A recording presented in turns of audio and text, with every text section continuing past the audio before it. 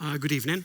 My name is Alaeddine Boutamine. I'm a third-year PhD student at the Department of Sociology, and today I'll be talking to you about the discourse of the Fine Gael government on undocumented migrants in the era of Trump and Brexit. So during the second half of the last decade, it looked like a wave of right-wing populism was sweeping through the United States and many European nations. From the Trump presidency to the Brexit vote, to the increase in popularity of far-right parties in countries like France and Italy, the rhetoric of right-wing nationalist leaders seemed to resonate with millions of voters.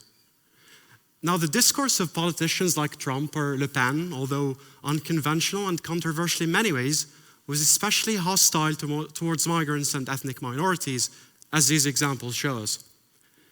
I was curious about how the rise of right-wing populism internationally could potentially affect the migration debate in the Irish context.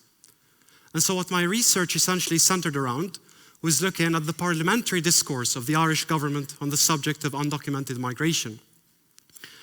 So applying one of the most widely used methods of critical discourse analysis by Norman Fairclough, and with the help of a software for qualitative data analysis called MVivo, I looked in depth into 13 parliamentary texts dealing with the topic of undocumented non-EU immigration from 2016 to 2020, all produced by the head of the Irish government, the Taoiseach.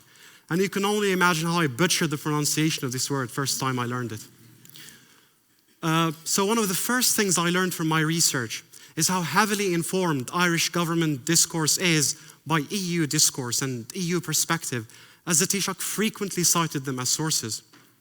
Moreover, by relying almost entirely on declarative mood statements, assertive speech acts, and polar sentences that either deny or affirm something with absolute certainty, the government tried to lend authority and reliability to its narrative. And finally, while third-person pronouns, they, them, and their, were used only 4 times to refer to EU partners, they were used a total of 32 times to refer to undocumented migrants.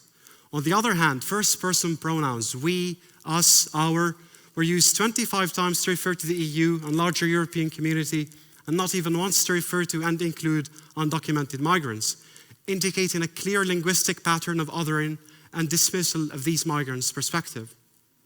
I suppose I also learned that the significance of a research like this is to demonstrate the importance of challenging official and dominant narratives and showing how they can implicitly other and exclude migrant communities. Thank you for listening.